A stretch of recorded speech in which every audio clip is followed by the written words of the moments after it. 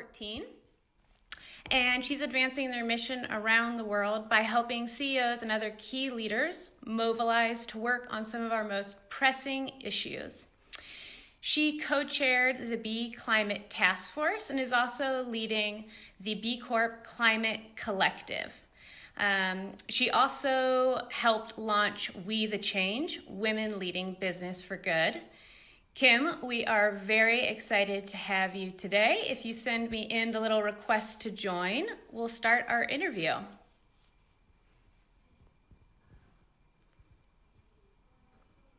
Kim, are you on?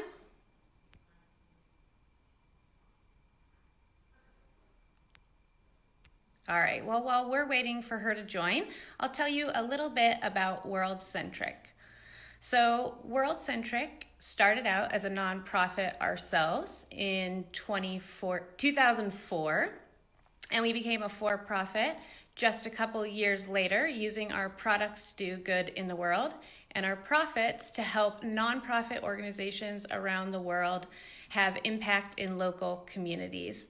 Like I said, we became a B Corp in 2010, and B Corporation status allows us to verify our impact in the environment, with workers, and more. Here it looks like we have Kim. Thank you so much, Kim, for joining.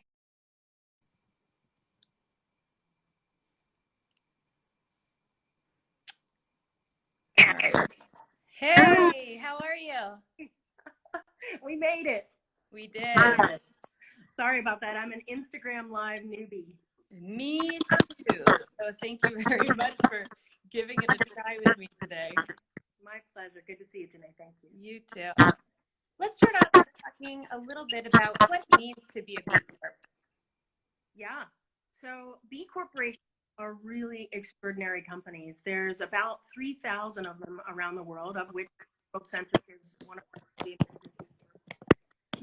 companies are truly walking the talk on environmental performance. They build in a huge degree of transparency into how they operate and how they give back to their key stakeholders, employees, and the environment and their communities. And they embed into the legal DNA accountability to those stakeholders. They actually modify, as you know, Janae, their legal incorporation status to make sure that they are holding themselves accountable to those stakeholders. And this is really an amazing movement of companies, because there's a global shift right now with two elements. One element is that companies are recognizing the power of business to do real good, to change outcomes for people and planet. And concurrent with that, employees and consumers are recognizing that with every dollar they spend, with every decision they make around where they go to work, what they invest in, that they can really change the world through the power of the purse. And so those two things coming together and kind of spearheaded by or led by these beacon companies that are showing it's possible to not only be successful along traditional dimensions, you know, some of them are high growth, at least they're profitable and healthy, vibrant companies, but they're also making really measurable impact, positive impact to their key stakeholders. Absolutely. And I think that our experience with the B Corp community has been so positive, especially in networking and collaboration between so many great businesses. But let's talk a little bit about your work in the climate field. So you helped launch the B Corp Climate Collective. What is this work doing to move us to a more zero carbon regenerative economy? Yep.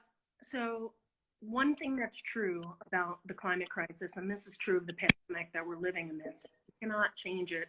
It's necessary, but not sufficient for each of us to do our part. We have to be working in community and collaboratively to solve something so complex. And so about a year and a half ago, there was a small group of about 70 climate leading B Corps, many of the brands that you'd recognize, but also lots that seem a little obscure from a consumer standpoint, but are very leading edge in terms of how they implement their practices around the environment and climate. And so it's companies like Dr. Bronner's and Guayaquil, Patagonia, Seventh Generation, Ben & Jerry's. They assembled in a beautiful little ski town in New Mexico that's actually a B Corporation called Taos Valley, with one question: what is the role that B corporations, these leading environmental and social companies, should be doing? What should they be doing together to address the climate crisis? And coming out of that really powerful was the launch of Climate Collective. It's a group of more than 500 B corporations around the world that are actively working within action groups in a community of trust and shared learning to equip one another for this long journey to get to zero carbon models. Basically, businesses, with everything that they make and everything that they do, transporting product, shipping to and from, going places for business, are emitting greenhouse gases, right? So to the degree that we have as a worldwide community are committed to getting to a regenerative economy, a zero emissions, climate neutral economy, it takes companies, because the largest emissions come from the business sector, to not only decarbonize their own business models, but to work collaboratively to change the policy sphere so that the infrastructure that businesses tap into, like our transportation network and our energy grid, have the potential to enable them to get carbon models. So this group of B Corps has been working collaboratively over the last year and a half to set some really bold ambitions around climate and to work together pre-competitively. Some of them are direct competitors in the market space, but they don't care about that. They understand their role and their agency as good companies to do the right thing for climate. And so if you go to bcorpclimate.org, you'll see some of that early work and the resources that these company leaders have been putting together the last year and a half for not just B Corps, but to kind of show them the path and the journey towards a zero carbon economy. Absolutely. When you talk about collaborations between companies, can you give us some examples? Yeah. So there's a great group of very diverse companies that have been working on an employee engagement toolkit. They have seen it as essential that one of the first checkpoints for any of us on this journey to a climate neutral regenerative economy, there's lots of ways we talk about it, but is to start with our employees. And, you know, to the degree that the World Centric has really bought empowered employees, one of the great and first places to start in educating them around their agency as individuals, employees of a good company, is to start with them. And so a group of, I think about 15 companies came together through the Climate Collective to develop an employee engagement. How do you talk to your employees about the climate crisis? What can they do within their companies and in their home environments to be the change that they are seeking in the world? Amazing. It's great to see those types of collaboration. And I know we've appreciated all the sharing between companies. So last year, you have worked really closely with the United Nations Global Compact to launch a tool to help businesses manage performance to further the Sustainable Development Goals. Can you talk to us a little bit about, for those who don't know, what are the Sustainable Development Goals and how is BLAC helping companies work towards them? Yeah, fantastic. So there's two primary mechanisms. Well, there's many different ways that a company can measure its impacts on the world. We have the really powerful infrastructure and backbone of the B Corp certification, and it's a free online called the B Impact Assessment, bimpactassessment.net. You can also get to it via B Corporation.net. And as you know, every B corporation in the world has taken a very rigorous multi-layered assessment called the B Impact Assessment to get to their own B Corp certification. This past January, we had been working the previous year with the UN Global Compact additional tool called the SDG Action Manager, the Sustainable Development Goal Action Manager. And basically it enables the company to see the process, the practices and the choices that they are making and the degree to which those choices are meeting the Sustainable Development Goals that were set for 2030 by the UN. And those goals are a really powerful picture. To the degree that we could meet those goals as a global community, we would be creating that kind of future that we know our children deserve, and that would get us out of a good deal of the suffering and inequities that our fellow humans face because of the choices we have made.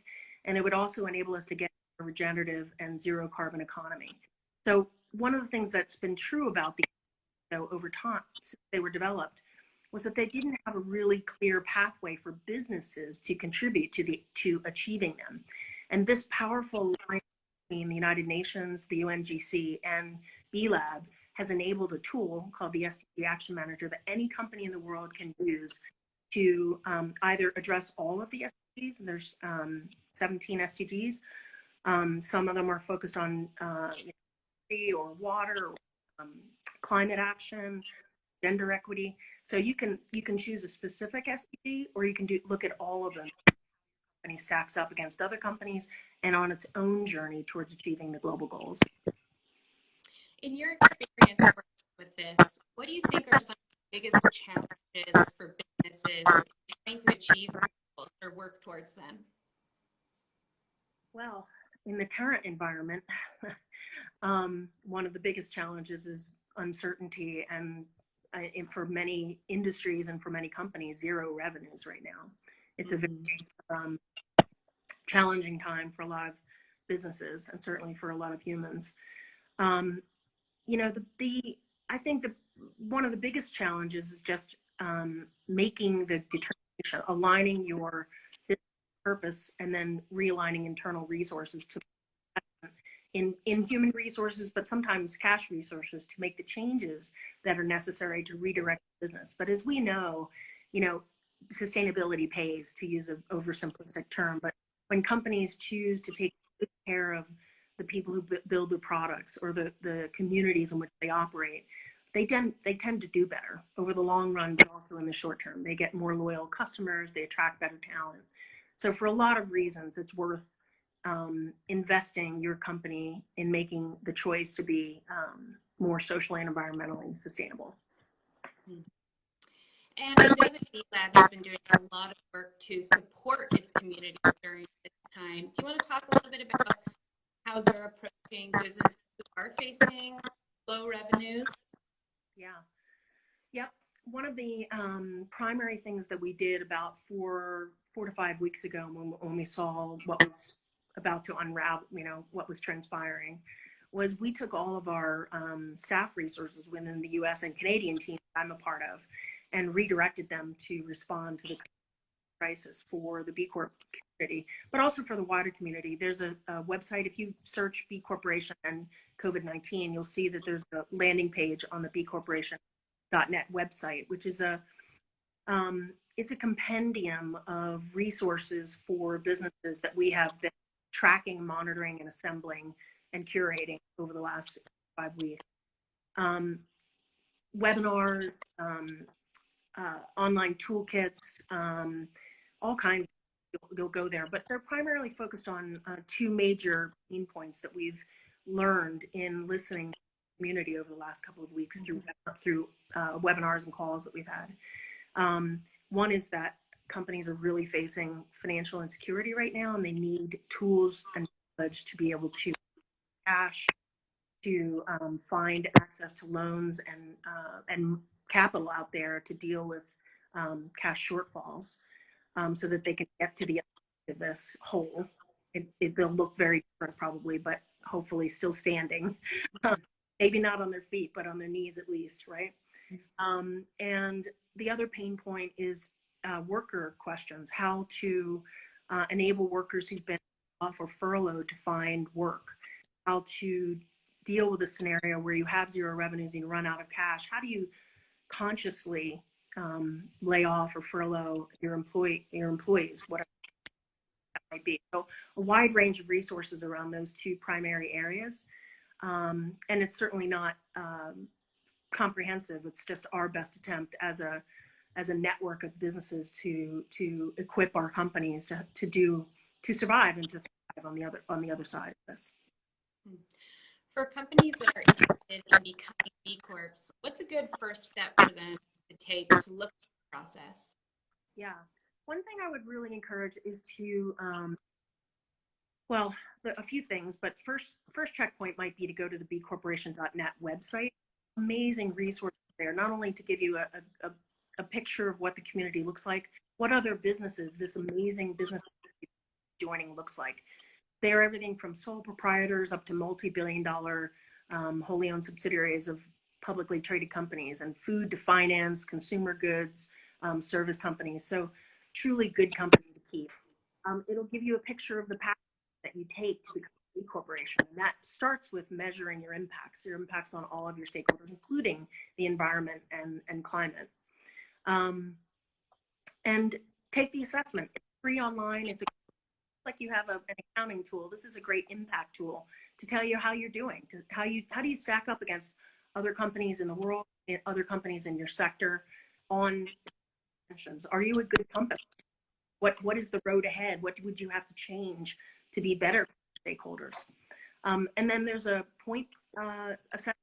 You reach the 80-point bar, you're eligible to become a certified B Corp, and then there's a few additional steps beyond that. But great place to start would be to go to the website, see who else is in the community, reach out to another B in your sector, and has been a valuable and beneficial path for you to choose in terms of being able to communicate your values to your customers and your consumers. Absolutely. And the B Corp website has a directory of B Corp so that you can search by region, find people close to you. And I'll also say for us, the certification, which you have to take every 3 years, it really is great for keeping us on track in terms of our goals. And beyond just understanding whether or not we can be certified, it helps continue to grow over time. Yep. But for those of you who are not businesses watching, what are some things that individuals can do to help the earth every day?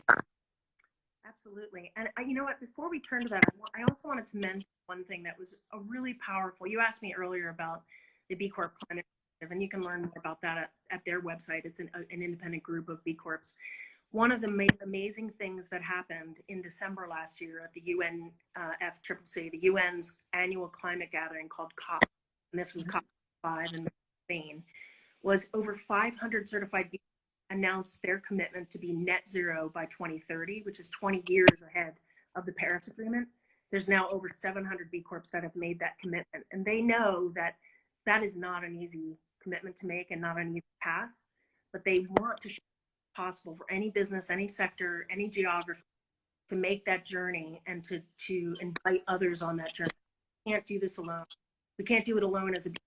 We can't do it as individual businesses. We have to do it as a global business community. So that's their invitation to other B Corps and to the global business to join them on that journey to a zero carbon economy. So to your other question, I think Earth Day, you know, I'm so excited to be here with you on Earth Week. I mean, this is the 50th anniversary of Earth Day. What a huge and memorable occasion.